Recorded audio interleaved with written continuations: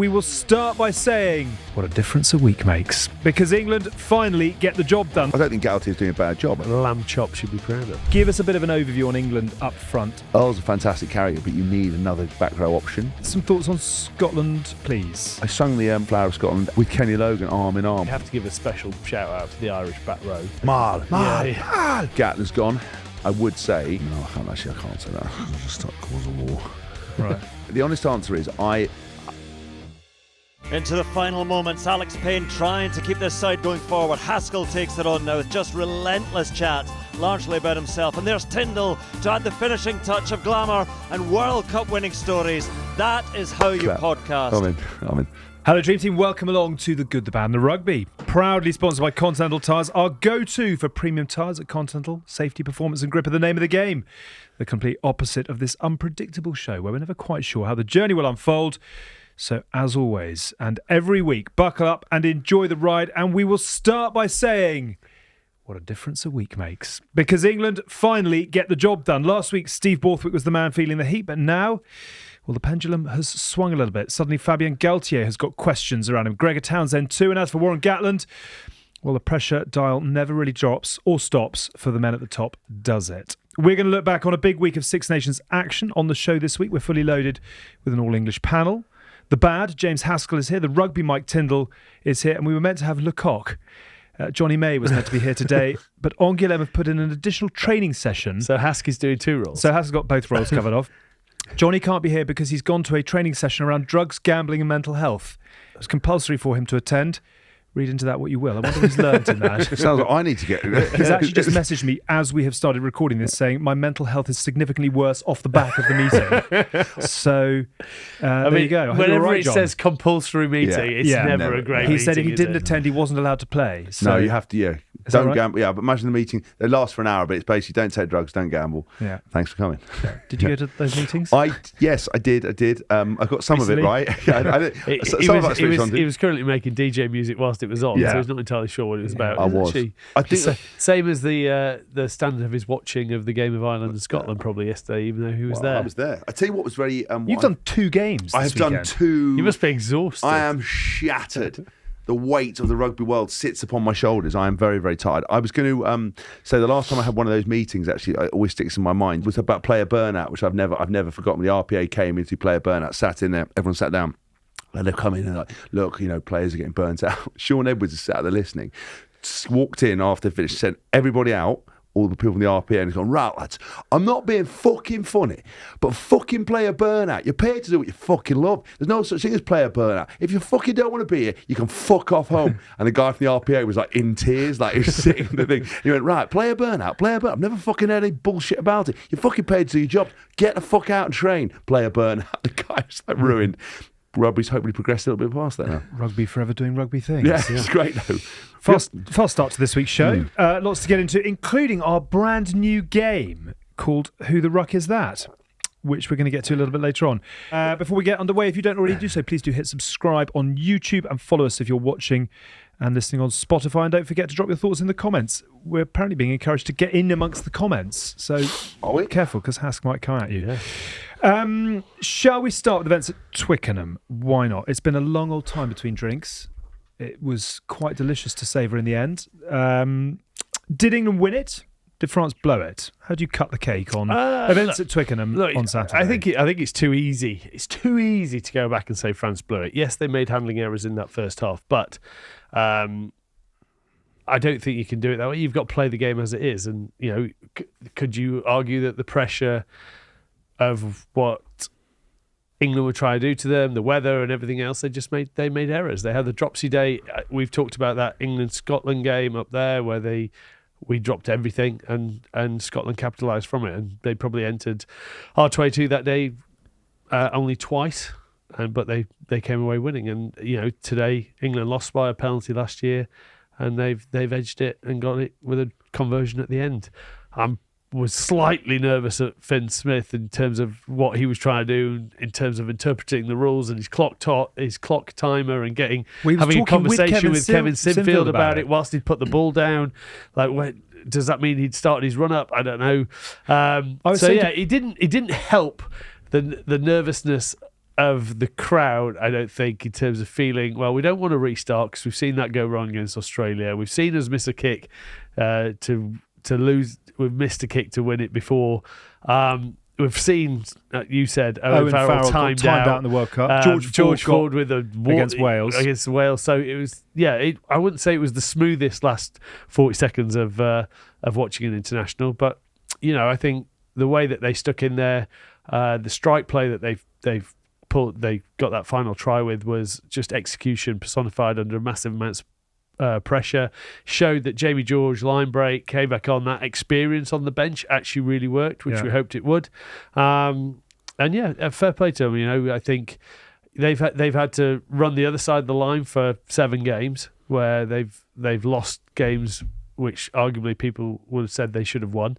So it's nice for them, and congratulations to them all for getting the other side of it. You've both been part of winning teams, and you've both been part of teams that have had tougher times. When you get a result like that, how does it change things, if at all, when you come back in? I mean, they're all obviously having a few days off, and rightly so, but when they come back in, is it different? I mean, or do you stick to the line that you're never as bad as you think you are and never quite as good as they say? Well, with our wonderful sponsors, Continental Tires, I was doing an interview with the Telegraph this morning in the airport lounge about this very thing, and everyone was asking, are England, now prime position to win the World Cup, and all this kind of sort of outlandish comments. I think at the end of the day, I agree with Mike. I think, on another day, France win that quite convincingly if the ball had got. Well, it'd be a very difficult. It'd be a very difficult place to be after 20 minutes. Yes. When arguably, I don't think all 4 of those dropsies could have been tries, but 2 of them. And Ramos missed from in front of the post. Yeah. So that's what I mean. So I'm not. I wouldn't get carried away. I think from a psychological point of view, it makes a massive difference to be able to get the weight off your back, to enjoy those moments, to come in with a bit of spring in the step, but to capitalise now. We were in that room and we do everything that we say that the fans shouldn't do. So we were watching and go, oh, this is bullshit. We've lost. Oh my God, we're going to win. Oh, we fucked it again. Oh my God, we've won. Like absolutely no rationality. I went upstairs to try and head for a box for the second half, and I was going to the usual box I go to, which is one of the Allianz. One, is it? The Allianz box. And I ended up going into a different Allianz box because of someone I met in the lift. And if any of them listening, the worst, nauseous crowd you could ever imagine.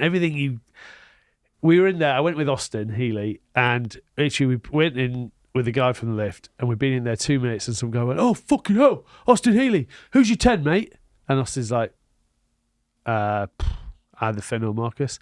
3.5 minutes later, Oz, who's your 15? And I just went, I'll probably pick I don't give a fuck. And then he's like, who's your 13? How about fuck off? It was just like corporate hospitality. That's very bad. For Mike Tiddler and Austin Healy. And then it, you go to that where Finn Smith puts that crossfield kick. He's oh, what are you doing? Ridiculous. Great kick. Great kick. What a try. So it's just like, I know, it's madness. Please stop. I know. It's that I just want to watch the game. But they've Stop paid talking to me. £15,000 to be there, and they can therefore do what But it's like, why don't you just watch the game? I know, because it's too easy. It's too easy to do that. You were saying, though. I just think it I think emotionally it takes a bit of pressure off. I think you've got a bit of a spring in your step because there were lots of good things. I think what it will shine a light on is the fact that actually in those other games when Michael talks about the stats, we were never that far away. I think for a win, I think sometimes the scoreline or the perception on TV or the way it was written about, there was a huge goal from the wheels were falling off. In these games, you look at the stats, it's a turnover here, it's a penalty there, it's some loose play, it's capitalisation in that red zone. Or the lack of it that's cost us. We've got away with it this time. I think they'll be able to come in and hopefully go, look, let's take a bit of a moment, let's enjoy it and let's smile. And I think Steve Borthwick will, no man is an island. So having all that pressure on them all the time, that sort of, constantly feel like being criticised and questioned, and because of the irrationality of sport, it makes it very very difficult. So I think it will definitely change. I don't think everyone's going to get carried away, but I do think it will make a big difference in the week going up to Scotland, and we'll now go, do you know what? We've got some exciting things, some bits stuck in the game. There were some really good moments. Tom Curry was brilliant. We can kick on. And I think it will be just a nice little reset, but I don't think it's, we're the greatest thing in the world. Yeah, I think it was a role reversal of what England games have been. We struggled a bit in the first half. We weren't really in control. I thought the French got French moments and had their opportunities off the back of it. Cowan Dickey throwing that ball backwards normally you hit your own player and he hits a French player and then Malvaca throws that thing out the back and it lands in their hands. It was all their tries were very French, weren't they? There's a couple of bits that England will look to improve. But to go at the top where you went, Fabien Galthié is under pressure now. That is completely the most ridiculous thing that anyone's ever said. They will look at that and go, it's a thing that we lost, but they're in no worse place. They've, they could argue that they were expecting to win a Grand Slam this year, but I never thought a Slam was really on them having to come to us, and they've got to go to Ireland, right? So, but they'll be disappointed, but. Again, the spectacle, it needed that last 20 minutes because I thought it was quite a quiet, subdued game because of the mistakes on both sides in sort of the first 40, 50 minutes. But then it just turned into, it was so chaotic, balls all over the place, dropping and playing on, and those French tries, the moment where they made that breakthrough and Slightholme got back, Malvaca dropped it, he picks it up, he goes the full length of the field, back the other way, puts that kick through. It was sort of breathless and chaotic, but I sort of enjoyed it. I completely accept your Fabien Galthié under pressure line is perhaps over-egging the pudding a little bit. Yeah. But if they lose in Dublin, you then start. His team underperformed on Saturday, whether you like it or not. And they're a great French side. But if you start to couple up the fact that Ireland have won the last two, they've bombed out of their own World Cup at the quarterfinals. They've come to Twickenham. They should have won by 20. But this is what happens. Phrase. They bombed out. But they did. They were the best funded home team. They lost to back-to-back World Cup. Well, they went on to become champions. back-to-back World Cup champions. But arguably the best team in the world. Well, they've proven it that they are. But this is one of, when you have the level of expectation around for it, they've got the biggest league, the biggest commercial landscape, they've got a golden generation of players. You have to ask the question, is he delivering? You have asked the question. You put it out there. But then everyone who's played the game goes, no, you wouldn't even change anything in that group. Yeah, you're inciting a riot to the journalistic tendencies. Even Shaun Edwards wasn't that angry. You're shitting on the chips. We called it the upsies, which I thought was the least Shaun Edwards thing of all time. Yeah, I got the upsies. We got the upsies. When he says it, it's just said up north, upsy daisy. Got any antibiotics? We've got the upsies again. Okay, so I'm similar question to you then as to Hask. Is this just a sort of we can breathe? I suppose, does it take the pressure off? I don't think it does take the pressure off. I think it actually increases the pressure because they need to back it up. Because that's the problem is I think they'll come into training, they'll be so happy, they'll be relieved.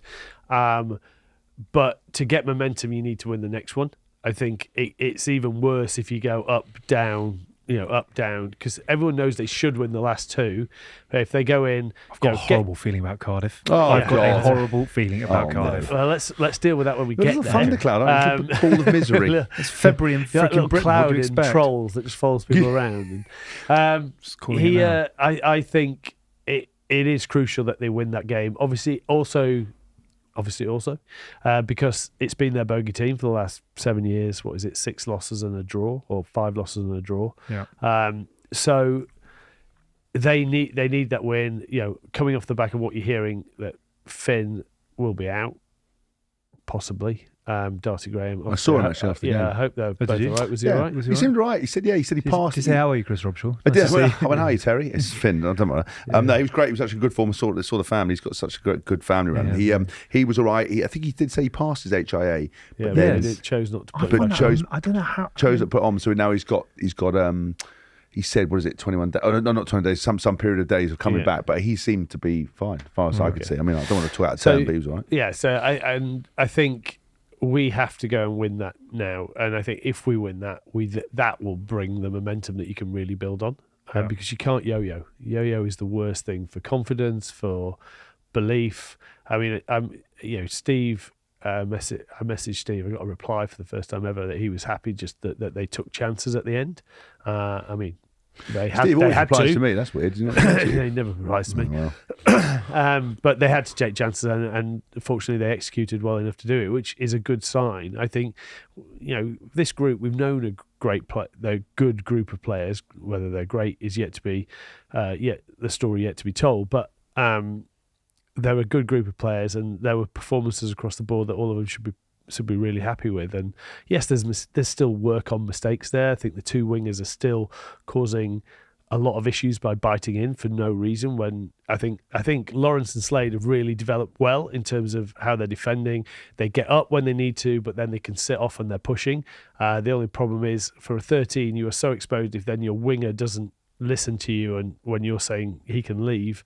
And a couple of times we bit in. There was that one time with Dupont when he's like running up his own arse, and Pinot's on the outside, and Lawrence gets sucked into going after Dupont, but then Ben Earl's in no man's land as well. He should have shut down the outside to make sure if that pass over the top, because he still had a winger behind him as well. But there are still things that they need to work on, and they can. I mean, look, again, I think he's a great player, but at Slight Home I worry about a little bit sometimes in some of that wing position. Some of the things we were watching, you only watch it first hand, so I can't see, but it looked like there was a couple of times that he wasn't quite as confident. There are a couple of he does it consistently, a couple of bites in, but then there are loads of things I like about him: his engine, his pace, his niggle with Pinot. I like people who are going to quite happy to put their go head to head, and so there is something about him, and positioning can be worked on, and it'll take some time with Slade. He's spending some time with him and explaining what he wants in certain situations. The Continental Tires question of the week has come from Telegraph readers Jim Termini. Was the decision to play Marcus at 15 an experiment that paid off? I thought Marcus worked at fullback. There's questions going to be, is now Marcus not a 10 option? Because Finn was very good so at I'm here to ask the questions. What's the answer? Stop just throwing it out. You don't want to give an opinion. You just I'm not invited to give an opinion. I said afterwards, I really like Smith and Smith. A lot of people will say, Marcus is not a finished article at 15, but there's so much potential. Yeah, I think the safety of it is Furbank's not coming back for what is broken tail end of the Six Nations. Broke his arm, is it? So I think it's not really a thing for the next game. We knew, as in, therefore you stick with it. I would not change. I don't think if you look at Scotland going forward, Ben White does box kick excellently, but that's the wingers to deal with. Do they put many high balls up the middle? Is Marcus going to get that? But the thing is with Marcus, he goes after it. Like he doesn't back away from anything. You look at the last restart, he's the man who just threw himself at the ball to make sure he won it. And it's just what someone needed to do. And I think he's got that ability to do anything. He made a bucket load of meters back there because it was the perfect situation and give him time to run. He made 2 line breaks, beat 5 defenders, I think.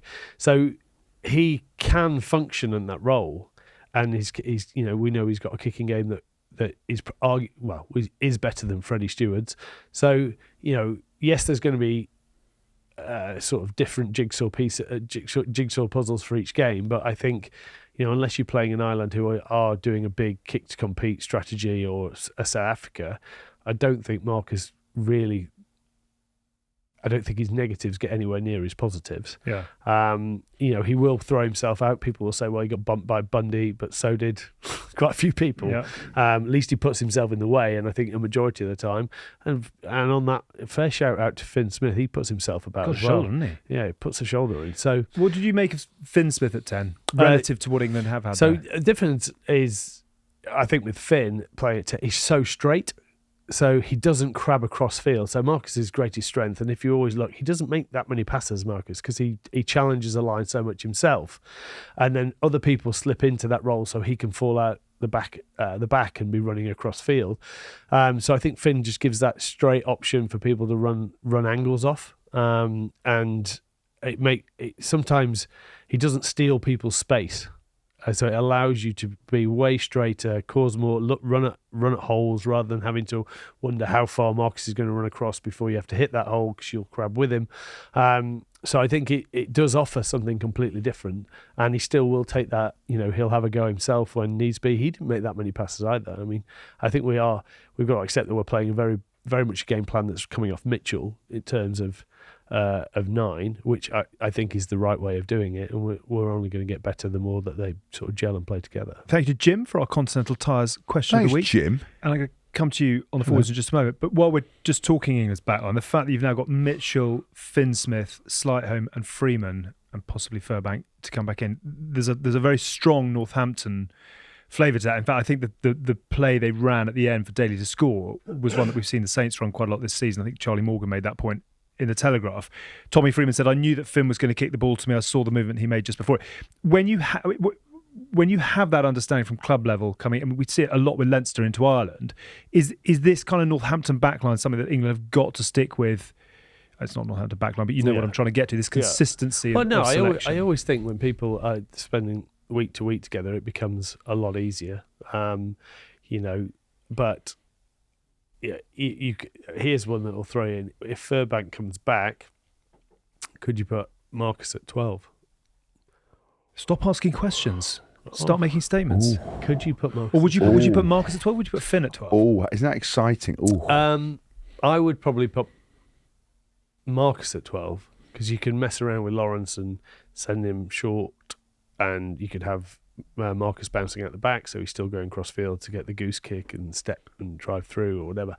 So I think that there are genuine options. I just hope that we're either going to go into a who's your 10 sort of battle again, aren't we? Or you're going to or you start moving Marcus around the field, which we don't really want to get into if we can possibly help it. But at the moment, I think you need Marcus on the field. Do you see another? And God, England rugby loves it, but it's a sort of Stuart Barnes, Rob Andrew going back in the day, and then there was Johnny for a bit, and then it was sort of who succeeded Johnny. It was Charlie Hodgson, etc. And then we've had Owen and George for a number of years. Are we moving into that sort of possibly Marcus or Finn? Yeah, possibly. I think how much of an issue is that? Not as much as, let's say, a Faz and an Owen Farrell and a Marcus Smith, because Faz is very much, a very much not old-fashioned type of 10, but plays, percentages and everything else. Whereas Marcus wants to play, but so does Finn. So they both want to play. So you're not really changing your style that you're going to play with. What you are changing is just the sort of minutiae of how they deliver it. One is very much play very close to the line and just try and put people through holes. The other is run off me, I'm going to try and manipulate a defender. So it's just a different way of getting it done. But yeah, I don't think it's an issue for the next few weekends, and I think they'll go with the same team, and they should go with the same team and see how it goes against Scotland and see where we get to. You said, actually, which I thought was very interesting pre-game, particularly given that the rain was falling at Twickenham, that you need 3 ingredients on match day against the French. 1 is a big pack, 2 is a 9 to control, and 3 is fullback safe as houses. And obviously Marcus threw himself into it. Alex Mitchell really tidy and ticked along. Give us a bit of an overview on England up front on Saturday. What you did and didn't like. I thought obviously we talked about Tom Curry was brilliant. Chesney, when he came on, he made a big difference when he came on with that momentum shift. I thought Tom Willis got some opportunities. You could see that when he carries, he gets over the game line every time. So I think that's a really important element. And actually, we interviewed Ben Curry after 16 tackles, Tom Willis. So he puts it about, and he's a big unit actually as well. He I might start calling him Tom instead of Tim now, because that might fill me in. That's a lie. I'll fucking smash him. But no, I think he showed a bit more dynamism. Actually, I'm much more comfortable with the look of the back row, because again, people always get very, very upset and irate kind of about numbers on the shirts and everything else. Honestly, doesn't matter what numbers if the players are able to play within the structure. So the reason when I played 7, for example, everyone was like, "You're not 7, you're not 7." I wasn't. I was able to be off the tail line out in defence. So I was able to act like a 7, so I was going to be at the first break and then I compete. But when I was in attack, I was often used as a line-out option, or was in there lifting. So then I wasn't going to get to the first breakdown anyway, which is what a traditional 7 would ordinarily do. So when we had the Curry brothers and Earl, I thought, for against Ireland, it might work, go hard at the breakdown. Earl's a fantastic carrier, but you need another back row option. You need someone else to be able to do it, because you've got Ellis in the front row, you've got Cowan Dickey. Will carry. Will Stewart does a bit, but not a lot. Marrow does carry. He does, but again, he's a workhorse. Whole 4 metres. Whole 4 metres. Yeah, but he does, you know what I mean. Not very well apparently, but he does carry. And you look at the back row. Tom Curry's developed. He does carry, but again, if you're playing with Underhill would carry more often than he would. Yeah.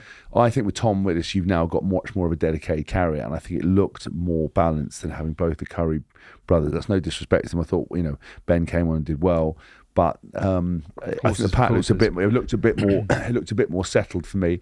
I was pleased. I think set piece battles. That Finn Baxter. What a very articulate man. Actually, really interesting. He looks like a naughty schoolboy. He looks a bit like Augustus Gloop, doesn't he? I've eaten all the chocolate. Finn, get out the buffet. No, I can't. I'm so full of chocolate.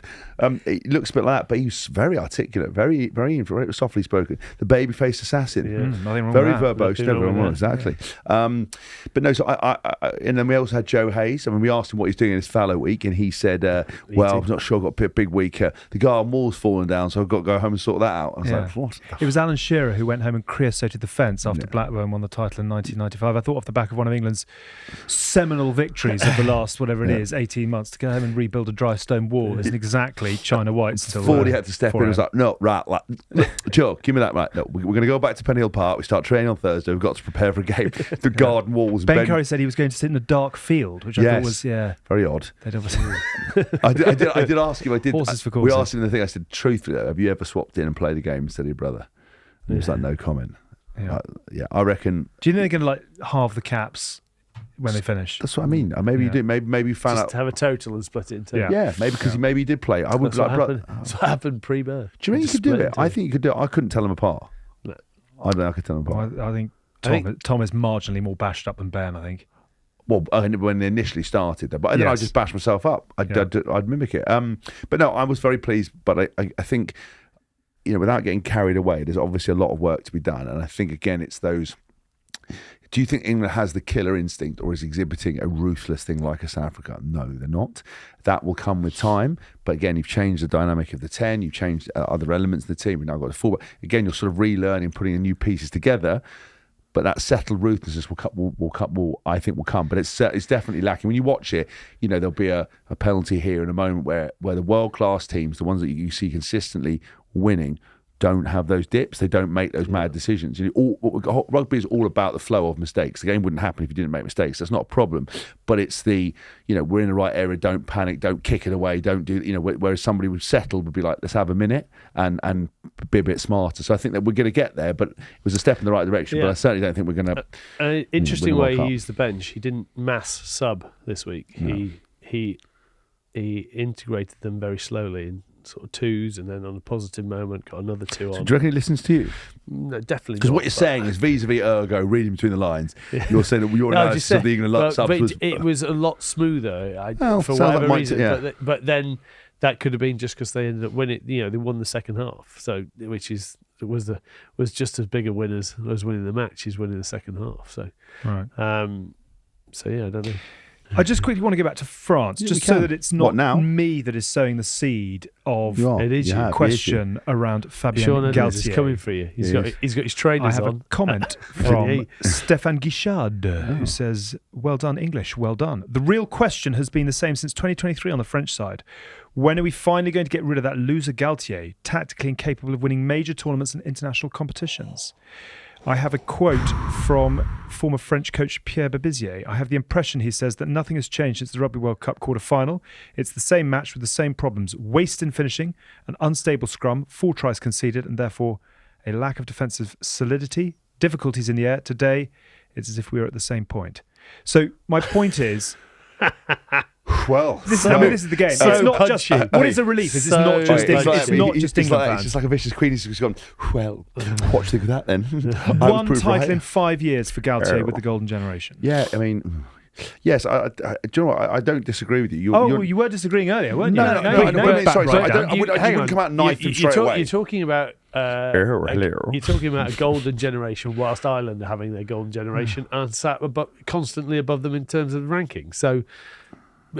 Yeah, it's a ridiculous comment because we know how hard it is at the top. You can go back to England's game. 5 of those could have been on a flick of a switch. They could have won 5 of those games. Do you know what I am longing for? We said this during the game. What are you longing many for? Things, but I am looking forward to a Six Nations game at some point where England are leading by 15 points with 10 minutes to go. Yes. And are camped on the opposition. Yes. Just to sort of raise a glass and go, really nice not to need beta blockers today. Just a bit like Ireland against Scotland on the Sunday. I mean, it was just done. It's just total control. They're just jabbing all the way into the 12th round. Yeah. I'll update you in a moment. Do you know what I mean? Or is that, or actually as England fans, should we just be relishing the fact that at the moment it is a total roller coaster? I think roller coaster is fun. But it goes back to the performance is better. So I can't remember whether it was on. Was it Chris Jones on Rugby Special? He was like, they're giving us great test matches, but they haven't been giving us winning great test matches. And so we got that one on the weekend. It is only one. They'll know was that. 2 if you throw in Ireland last year as well. You get one a year. Yeah, but they've got it. What I meant is they're going into Scotland where they've got an opportunity to give us 3 more, and hopefully they will. But it's good. It's good to watch. I think Twickenham was a bit quiet for the first 45. I think it was sort of dead. But I think you got a bit perturbed about that, didn't you? I think it was just when fear. you have those games where there's almost, and like France dropped those 4 balls, it's and when you have those, it really deflates the crowd and sort of loses their interest. But then the last 25, 30 minutes was just rock and roll. And there's producer Tom, who'd had 35 Guinnesses and was in the bollet Twickenham man in a as full well. barber and flat cap.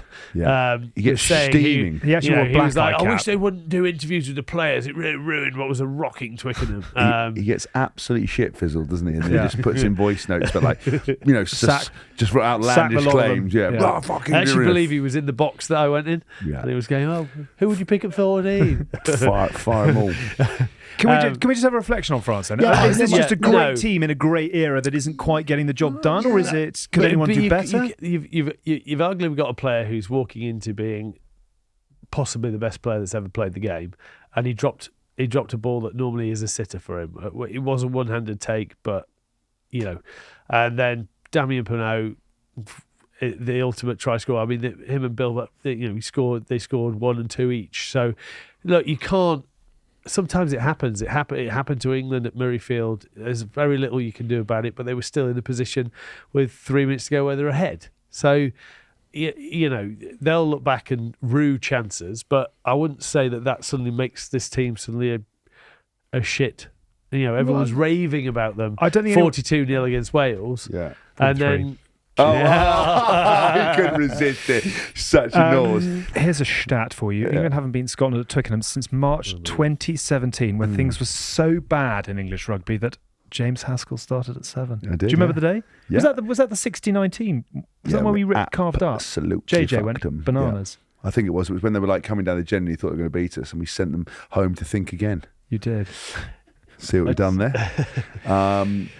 I sung a long time. I sung the Flower of Scotland and Ireland for the first time with Kenny Logan, arm in arm. We were rocking and singing. I was emotional, and I did the shoulder to shoulder one for Ireland. Did you?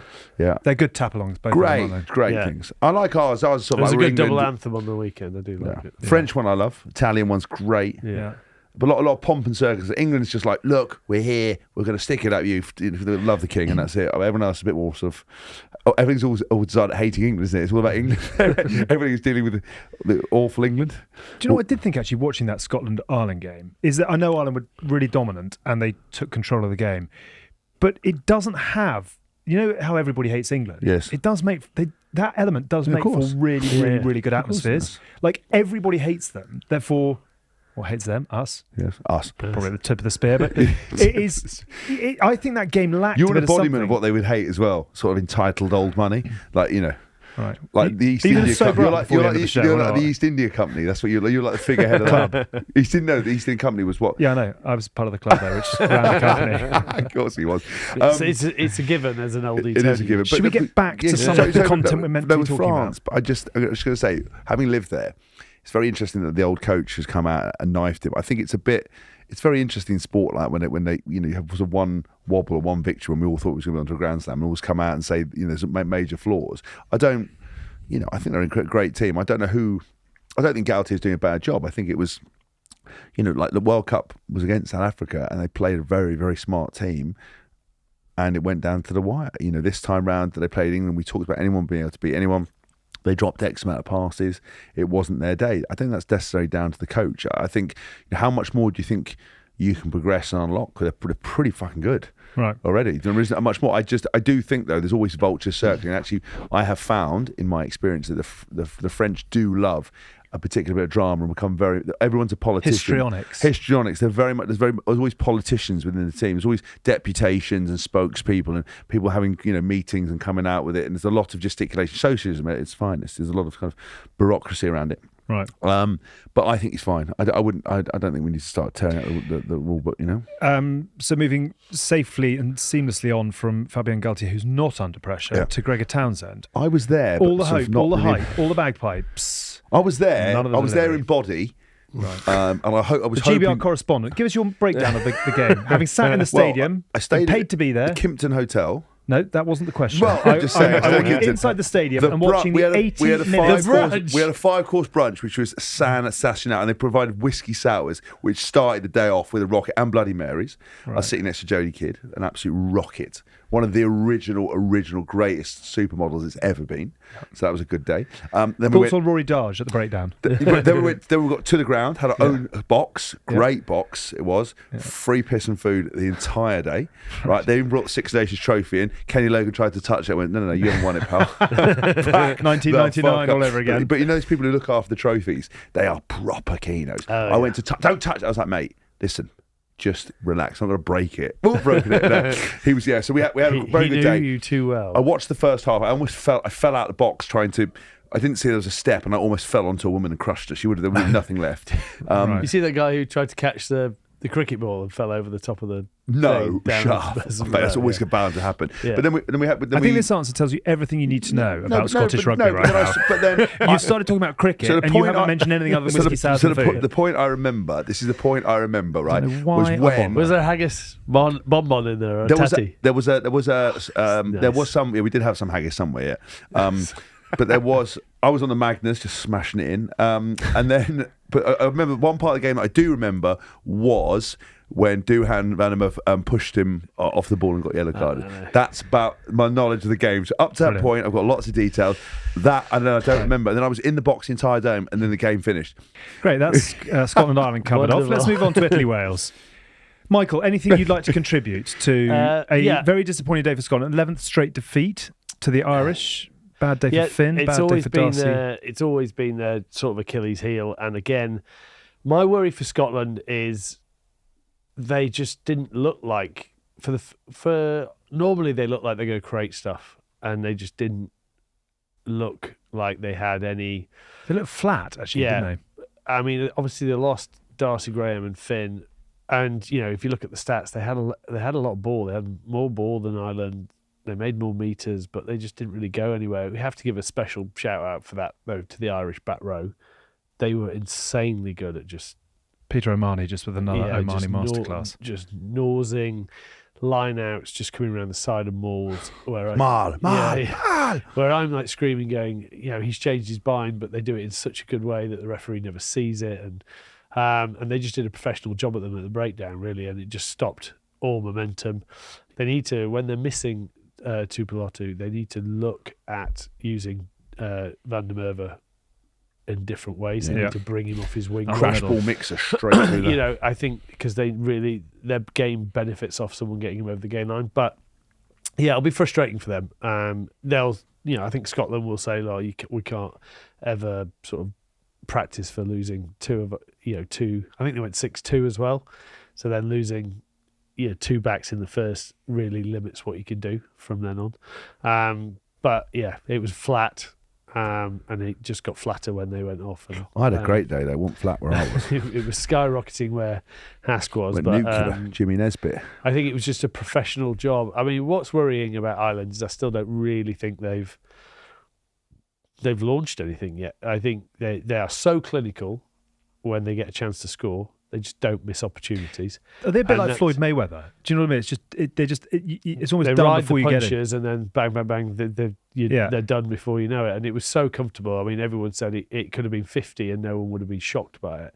But you've got to give. I've just got massive credit to give Ireland all the way through their team. They just, Hugo Keenan calling to Gibson-Park about that little chip over the top. Yeah. That is just when you're in sync. Spotting that there's no fullback, and getting that on the money. Obviously, it takes a big kick, which helps him out. But just those little bits. James Lowe again. He's just an absolute handful. Yeah. He turns up there basically at a 13, little fade on the pass. That's Kinghorn. Footwork is unreal. Is Gibson-Park the best 9 in the game right now?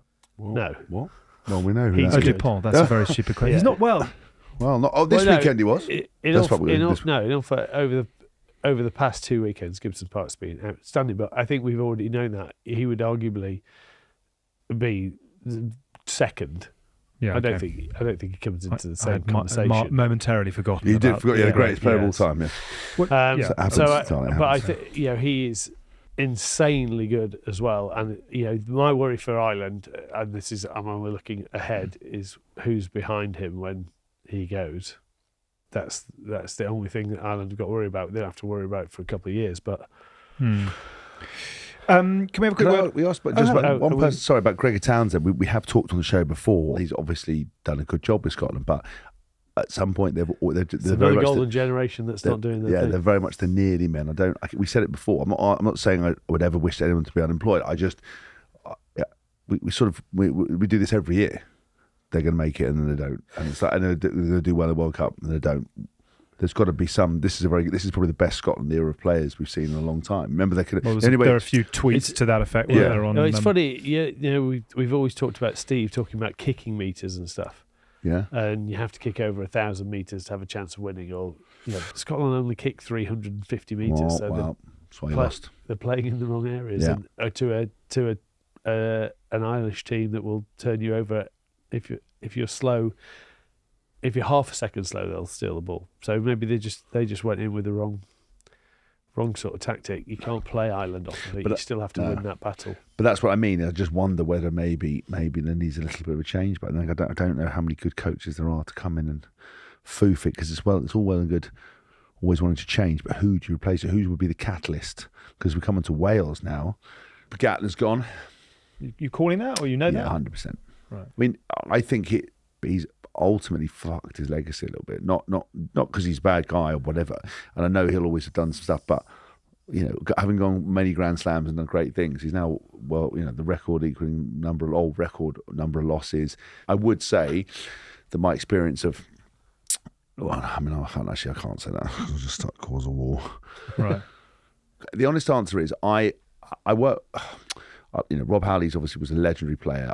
I haven't worked with him on the Lions. I was not overtly convinced by some of his coaching in regards to attack. And Gatland, I think, when I was working with the Lions, was doing similar stuff to what we were doing when we were at Wasps a while ago. So I don't know how progressive that has been. I don't know who's going to come in and make any difference. Stuart Lancaster. Lancaster. With a wow. young group of players, that might not be a bad Stuart shout. Wow. Lancaster out of Racing. That is a great idea. He works good with the youth. Yeah. There you go. You see. Wow. You're not getting much up front, but in terms of out to the media. But No, you're not getting much up front anyway. And yeah. I think that's the least of their worries right now. They need Yeah, something yeah. on a pitch, don't they? Yeah. I feel it's a shame because I think Gats has given so much to the game. Yeah. And I think he's actually sort of at the coalface for everything that's wrong with the WRU, and they should never get away with it all being Gats's fault because it sits very firmly. Well, at the they've got WRU. problems in the boardroom. They've got problems in the they've got women's problem side of the game. everywhere. Their They've got regions are problem all with over the connections. place. Yeah, they've got Club games they withering. think the way of solving it is reducing regions to make it more players playing together, but that shrinks your player pool rather than actually getting out into the local community and seeing what actually is still going on in all the towns and the rivalries that are still there. And you're not accessing that group of players, or that more importantly, you're not accessing that group of fans who care anymore because they care more about going to watch Ebbw versus the Cheeseman than they do about going to watch Cardiff or. It's a fairly depressing state of affairs. One of the Continental Tires questions of the week was actually, what is your short, medium, and long-term plan for Welsh rugby? But I think that's going to basically take about a year and a half to answer and involve some fairly seismic discussion. So we might come back to that. Ireland at home, Wales have got Scotland away, England at home. Can you see anything in those three? Ireland at home, they'll get pumped. Scotland away. Scotland away, depending if Scotland need to pick up their game. They weren't great against Italy, let's be honest. No.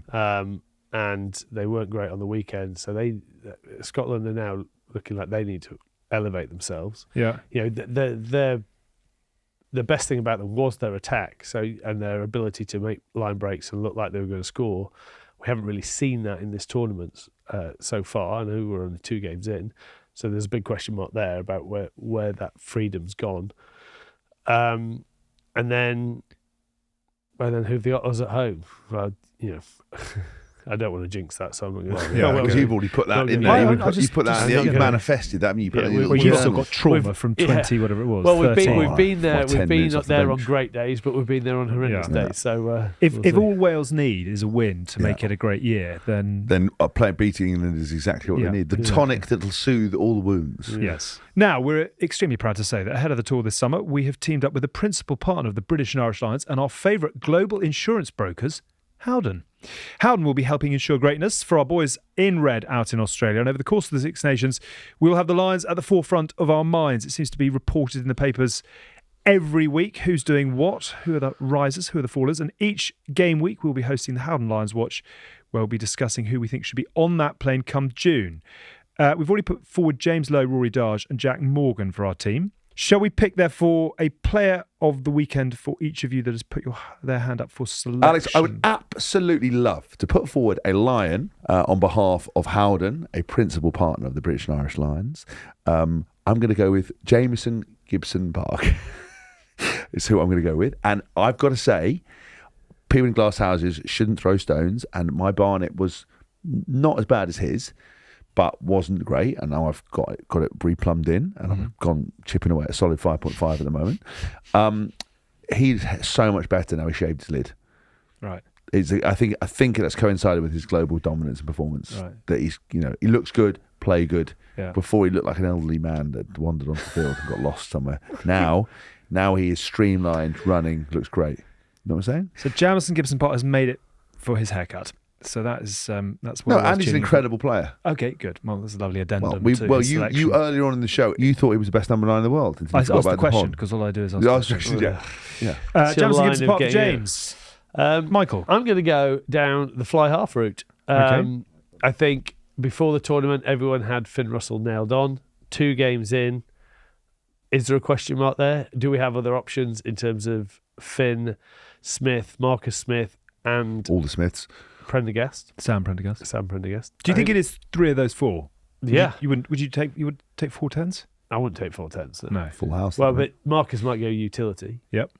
But I think there's a genuine question over there. I think Finn Smith, first start, very impressive. Very honest as well with his appraisal of his performance. Felt a bit deer in the headlights for the first 20 and then start finding his feet. We know what Marcus can do. And then Sam Prendergast has really just sort of led from the front. Obviously, no one's ever going to have a go at Finn because he is a mercurial genius. But at the same time, when things don't come off, first game, he had a few out the back passes that haven't gone to hand. But then if he doesn't have a good game in his own right, those start adding up. Same on the weekends, obviously difficult because there's only 30 minutes of it. But when if the other 3 are going to put performances in like they are doing, do they become a better option than a Finn Russell? I will do it on behalf of Johnny May, and I think Tom Curry is... There are a lot of back row options, but I think the performance he put in, given as also he's only 26, got Lions experience, which we like. 26. Very nearly had to retire with the hip problem. Yeah. Is back, is firing, and I thought was absolutely phenomenal. Retire. Yeah. I think... fair play. You just know what you're going to get with him. Zero chat, great player. So you've got 3 10s, Finn, Marcus or Sam Prendergast? Sam Prendergast, because he is going to lead Ireland for this whole tournament, whereas there might be some jumping around in the English 10 jersey. So you're going Sam Prendergast for the Lions? Yeah. Yes. So well done, Sam Prendergast. Well done, Jamison Gibson-Park. Well done, Tom Curry, who joined James Lowe, Rory Darge and Jack Morgan in our team for now. Obviously looking forward to seeing how the Six Nations unfolds and how opinions will change. If we were handing out travel insurance for Australia, which of the players that we've picked today would you lock in with James Lowe? Jamison Gibson-Park. James's brother. Yeah. Okay. Ruthless. Very good. So Jamison Gibson-Park and James Lowe locked in. Yes. With travel insurance courtesy of Howden. And whether it's insuring your local rugby club, your business big or small, or what matters most in your life, home, car, travel or health, when Howden has your back, you can achieve great things. And James, they've done a little bit of extra work for you. Have they? Yeah, because they do have a type of insurance that you are open to. I'm not actually sure whether you are insurable under this, but it's called disgrace insurance. And I'm not actually joking. That must be written. Good Bad Rugby Limited have decided to take out a policy against you so that we can recoup our investment when we have to withdraw a campaign due to your public disgrace. I'd love to know what the premium is. I'm on board Do with you that. think that's a solid investment on our part? That is a genuine... I would 100% say that is money well spent. Right. One other thing, I thought Ronan was very good on the BBC and actually was asked about the Australia job. I think the Sydney Morning Herald messaged him and said, would you be interested in the Wallaby job? And I think on the Beeb, he then said, I love the bones of La Rochelle, but holy Jesus, Australia would be some gig. He's obviously got a burning desire to go Duncan McRae as his number top 2. That would be interesting. That would be quite interesting, wouldn't it? Shades of 2001. Would Australia go to an Irishman? Would Australia go to Lancaster? Why not? I think we're about to have a bit of Australia have proved that they'll go anywhere where they think they could get success from. And I think it's a real shame. I think Rog is the coach. If you want just bring everyone together. It'd be you never know how it'd fit. It's easy to buy into a city like La Rochelle. He's obviously bought into the whole ethos of that city. To buy into another country that's different to your birth is when you're as passionate as Rog clearly is. Can you then push that down an Australian funnel? Yeah, I don't know. It'd be interesting for him, but I would imagine if he's in, he's all in. Yeah. So here's another quick question just on coaching. At what point, if any, might we question whether Ireland are playing better now than they were? Have Ireland maintained... So I mean, at the moment, Ireland are cruising through this tournament, and everyone, I think, is... one of the questions that was submitted was, do we just give them the trophy now? Have they maintained levels and others have fallen away? Have they gone above? I would describe Ireland as being clinical. I don't think they've been... You take James... I know you can't take James Lowe out of the team, but against England, 3 of those situations that he'd set up 3 tries weren't really things you'd look at and worry about because you had enough men, you had nothing, and he's created something out of nothing. On that point alone, I would say, and again on the weekend, they didn't really have to play exceptionally well to win. Yeah. So I'm hoping France go over there with their best game, and let's see actually where Ireland are. Okay. We know they're clinical. We know they're exceptional at the breakdown. The forward pack really have turned up, all 8 of them. Like literally everyone is making plays, whether it's Porter, whether it's Byrne in the second row, whether it's Peter Amani coming back in, Caelan Doris scoring his try. Robbie Henshaw. Everyone's sort of scoring and contributing. So I hope that France go over there with a real sort of be in the bonnet and and we have a cracking game, and we'll sort of see where it stands. That's make or break, I think, isn't it? Right.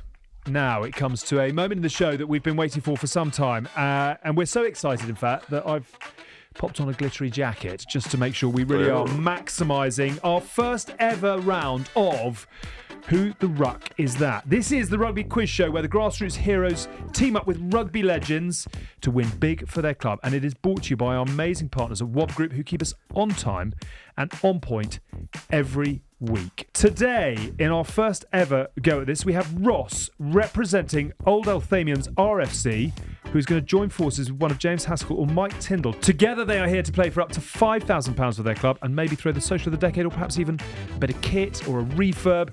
It is up to them where they spend the money, but it has to go into the rugby club.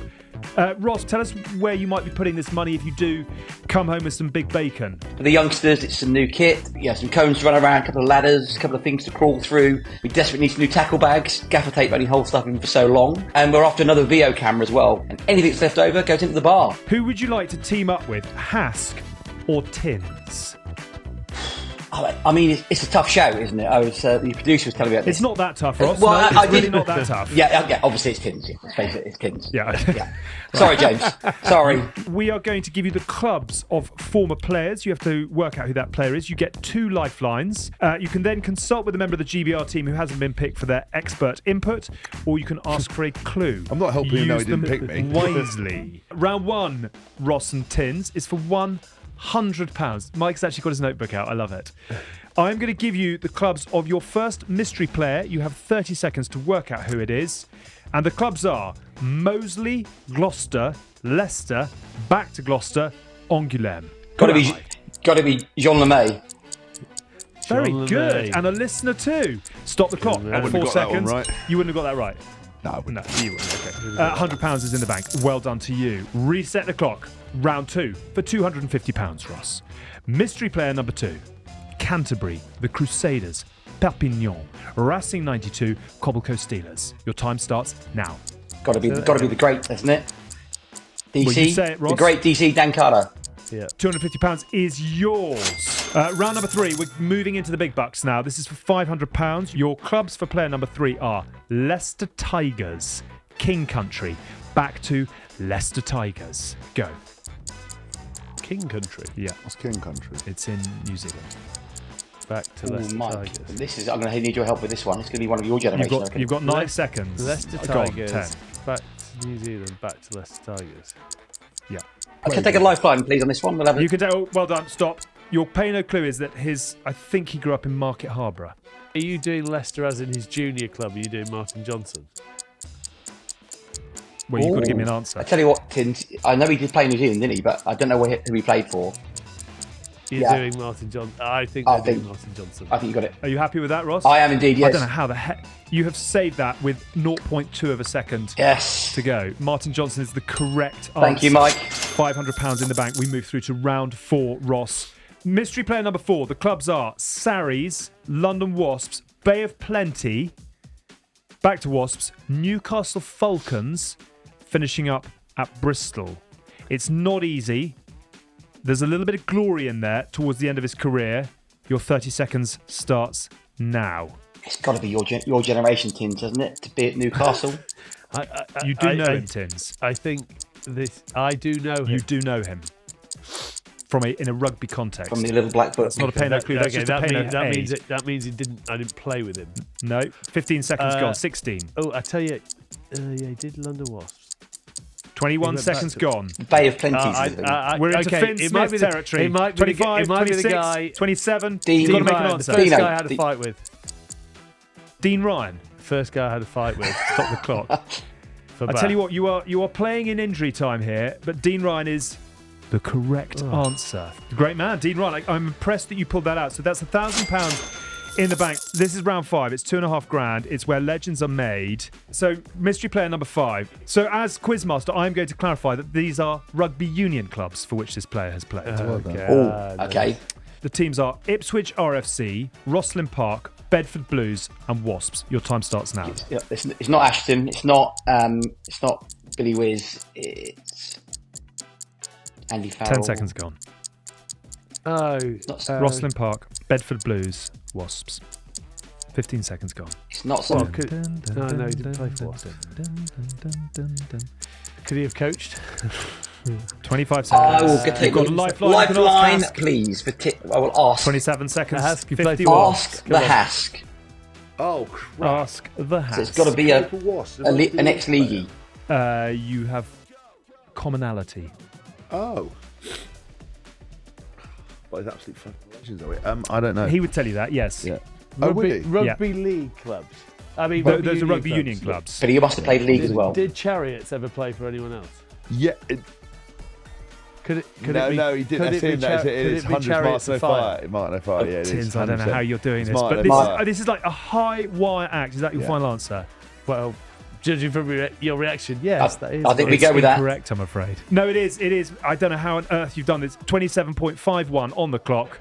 It is Martin O'Fire. £2.5 grand. So we are on for the final round at £5,000. The final players' clubs are Auckland, Waikato, Edinburgh, Doncaster, Counties Manukau, the Blues, Northampton, Bath, Kurita Watergush, Akashima. Kurita Watergush? What? Why did you say it like that? It's going to be. It's not somebody like. No, not Beaver? Brad Shields. What about a fullback? Well, I What can about think a of fullback? Beaver, 15 the fly seconds half. gone. Bruce Rehana? Stephen Donald. Stephen Donald. Bruce Rehana? I don't know. He didn't play at Bath. Oh. I don't know. 21 who played seconds Quins gone. and Bath. Done. There's no quiz. No, Northampton No, and so Bath. Northampton and Bath, sorry. 27, 28, you've got to fire it out. Oh, right. Time up. You get one chance. What do we think, Mike? Just have a Just stab, give it, go I on, think, throw a Ross. name out, Ross. Should we go a Kiwi guy? 5, 4, 3, 2, 1, go. Kevin Mialamu. Good shout. It's a good shout. It's a good shout, but it's not the right one. I'm really sorry to disappoint was it? everybody in the Hang nation. on, let me. The answer is Piers Francis. Oh, fuck. Right. We're not getting that. We're not getting No. that. What Ross, that does I mean... I just don't feel that we've lessened ourselves as human beings. Wow. That was off the back very of the hard. You've done $2.5 grand, and I have to say that is a Yeah. ridiculously hard quiz at times. Well done, Ross. I would like to know more about Karita Watergush. Wouldn't we all? Well done, Ross. Huge thanks Well done, to Ross. you and to your club, and thank you, obviously, to Wob Group for making this all possible. Remember, rugby fans, you can take part in next month's quiz by entering using the form in the episode description box. All entries have to be for clubs based in the UK, and the money has to be used for the club, not personal use, Ross. Remember, Wob Group is for all rugby fans. Head to wobgroup.co.uk. You can win hospitality at the Allianz Stadium, the Principality, and a Murrayfield. Well done. Ross, well done to you. Good luck Well to your done, mate. club. Thank you, Thanks darling. so much. To our first ever episode of Who the Ruck Is That? Right, that is it. For extra content, don't forget to subscribe to The Lock-In, which is a whopping £3.99 a That's month really for good. stories behind the scenes. This Father's Day, Sunday the 15th of June, give Dad a gift he'll never forget. We in June already? No, this June. Oh. Coming up in June. Father's Day, this June, coming in 2025. Give your dad a gift he'll never forget. Sundays, Good Bad Rugby live at Hampton Court Festival. And the tickets are live now, and you can get them from hamptoncourtpalacefestival.com. Black Eye Gin is dedicated to supporting rugby players, both past and present, by donating £1.50 from every bottle sold. You now have a unique opportunity to purchase your bottle at a special price through our partners at Waitrose Cellar. Oh, Thank you, Waitrose Cellar. we're in the Waitrose Cellar. Enjoy a refreshing Black Eye G&T while watching the Six Nations and contribute to the sport that you love. Don't miss out. This promotion is live until the 11th of March.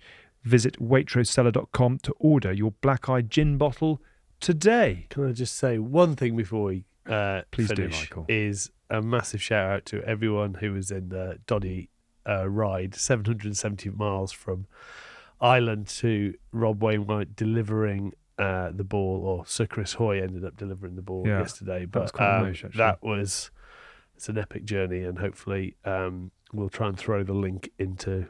We'll put it into the description box. Into the description box to please donate, because Well it is done, an amazing. Rob Wainwright and all the incredible Doddy Aid bike riders.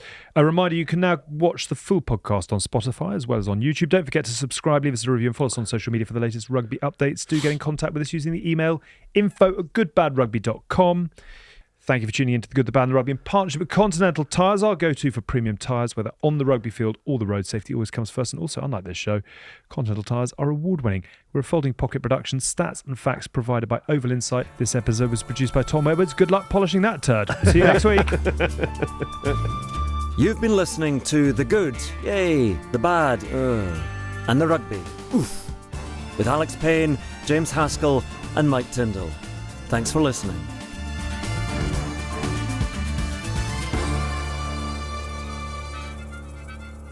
I would like to know more about Karita Watergush.